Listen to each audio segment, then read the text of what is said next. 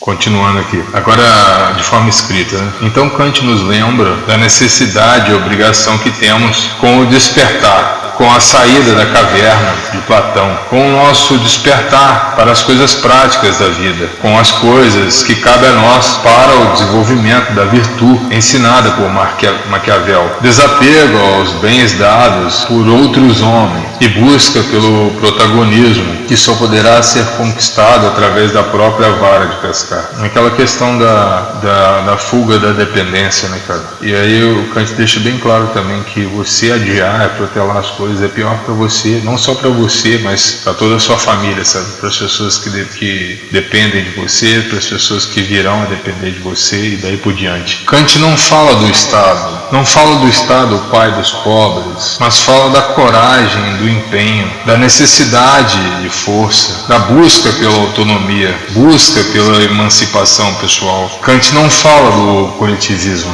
não defende a covardia, nem fala sobre a submissão à ditadura da maioria.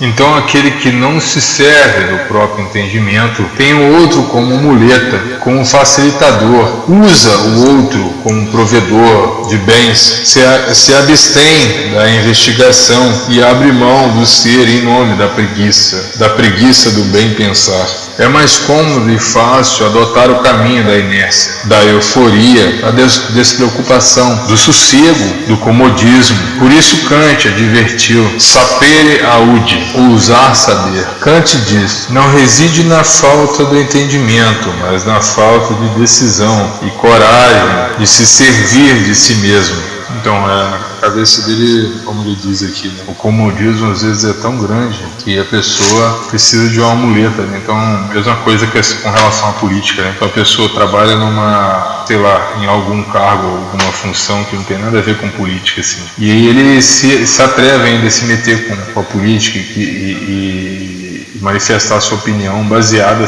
no achismo ou nas coisas que ele vê na propaganda, na TV, com orientação de alguma outra pessoa também desorientada, sabe? Então, assim, é um despreparado, é aquela questão do cego que guia o cego, né? É um despreparado que tenta improvisar a respeito daquilo que desconhece, sabe? Acho que cada um no seu quadrado, e as pessoas não podem improvisar a respeito daquilo que desconhece, mas realmente o que mais acontece, né? Então vai no pensamento de manada mesmo, que a maioria estiver acreditando, que for salutar a maioria é o que deve ser seguido. Então isso é bem estranho, mas é comum. É estranho, mas é comum. O Renato Russo, né, a Legião Urbana mesmo, disse numa letra, né, aquela letra mais uma vez, abre aspas: se você quiser alguém em quem confiar, confie em si mesmo. Renato Russo falou sobre a escuridão e o sol, a esperança da busca de dias melhores, de um lugar ao sol. Falou sobre esperança e ação. É cômodo ser menor, pessoas adultas que se recusam a crescer política, intelectual, financeiramente, etc. A dependência, a procrastinação, coloca o ser no estado incerto, fora da busca por reforços e diques, assim como ensinou Maquiavel. Kant fala sobre a dor do parto, a luz que nos cega os olhos ao sairmos da caverna, da necessidade dessa dor benéfica. Segundo ele, os cuidados excessivos levam à inércia e o comodismo. Abre aspas: não me é forçoso pensar quando posso simplesmente pagar. Outros empreenderão por mim essa tarefa aborrecida. Fecha aspas. Então ele fala que se ele pode pagar alguém para fazer por ele, para que ele tem que pensar naquilo? Só por que ele tem que pensar naquilo se tem alguém para entregar mastigado? Né? Por que ele tem que fazer o exercício de pensar se alguém pode fazer isso por ele? Também aqueles também que se afastam, né, das coisas, que se abstêm das coisas, depois quando são confrontados eles tentam improvisar alguma coisa só para dizer que sabem. Então a pessoa fala que não gosta de falar de política, que não entende de política, e quando confrontada ela vai e tenta improvisar alguma coisa como se aquilo ali fosse possível, sabe? Ou ela concorda, né? Estabelece um guru ou um informante, na maioria das vezes incapacitado, sabe? Ou pouco iniciado no assunto, né? E tem então essa pessoa aí como informante, né? Como guru, como alguém a seguir, né? Alguém a dar crédito, né? Então assim, seja pela idade, pela proximidade, pelo parentesco, ou mesmo pela condição, né, de trabalho, né? Tem muitos sucumbem com relação à condição, né? Quando afeta no bolso, né? Então a pessoa ela é praticamente comprada, né? Ou doutrinada também, né? Então a pessoa doutrinada ela não reage, né? Ela abre mão do benefício da dúvida, né? da ação crítica, do benefício da dúvida. Isso é muito fácil, principalmente para jovens assim que entram na faculdade, assim, eles sucumbem porque eles precisam também de apoio, eles se sentem sozinhos, eles precisam fazer parte de um coletivo, né? Então eles abrem mão desse tipo de pensamento, dessa autonomia, né? Porque o Kant nada mais vai tratar aqui da autonomia, da busca pela autonomia, sabe? Da importância dessa autonomia tão criticada também pelos acadêmicos, né? Contra o autodidatismo, né?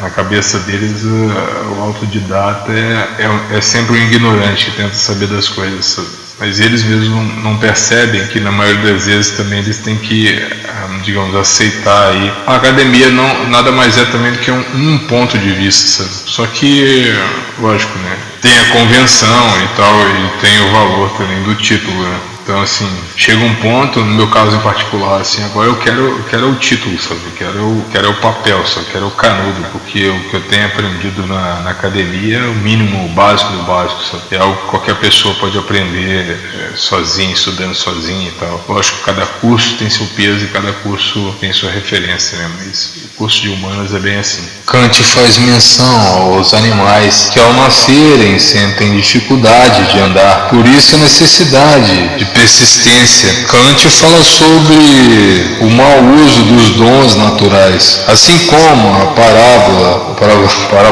assim como a fábula do sapo e do touro. O sapo que inflou e estourou de tanta inveja. Tem lá uma fábula lá, inclusive tem aqui no meu canal, na fábula que eu substituí, né, coloquei o leão no lugar do touro, mas é da inveja do que o sapo sentia, porque ele não conseguia ser touro e ele invejava o visual do touro e tal, ele tentou inflar para ficar parecido e acabou estourando. Então essa questão aí de se preocupar e tentar desenvolver as suas habilidades, sabe? Kant também fala a respeito disso, essa importância. Kant também critica indiretamente os coaches e terapeutas, grandes sofistas da preguiça e da pressa, alertando que a mudança é um caminho árduo, um caminho demorado e duro. A transformação do espírito é para poucos. Coisa não é simpatia, né?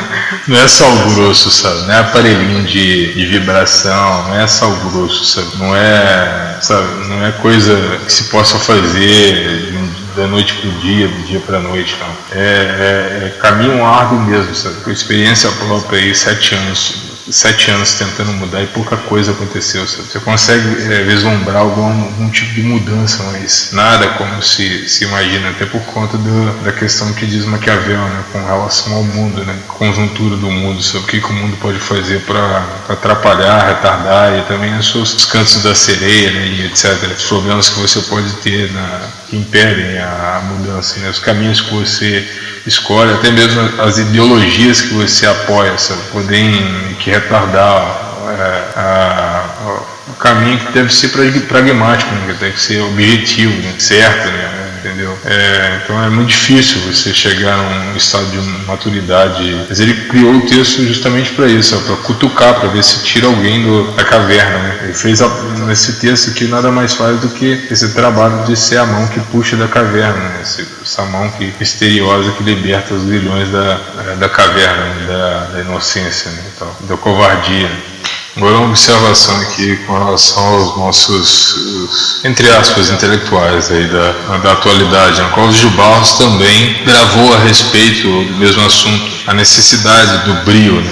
Do brilho, da tomada das rédeas da vida, né? Como também escreveu aí Augusto Cury, né? Então um psiquiatra e um filósofo tratando desse assunto da necessidade do brio, né, da busca pelo entendimento, né, não só a questão da leitura, né, de entender autores, mas como a própria vida também, sabe, de deixar de ser espectador da própria vida, né? Então isso é interessante também de observar. Kant justifica, Olavo de Carvalho, ao que se refere à importância do autodidatismo, a busca pessoal no objetivo de emancipação, educar a si mesmo, né? Essa busca da educação própria, né? Dos elementos que podem compor a sua educação, né? Então, assim, chega um ponto que a faculdade passa a ser apenas uma ferramenta, sabe? Uma ferramenta e um canudo, né? Onde eu tenho como provar o que sou, o que me tornei, o que estou batalhando para me tornar e tem esse aval, mas na realidade ela apenas ajuda a questão do mecanismo. Uma vez que você tem as ferramentas e sabe fazer, fica meio que irrelevante, né? Desnecessário, obsoleto, etc. Sabe?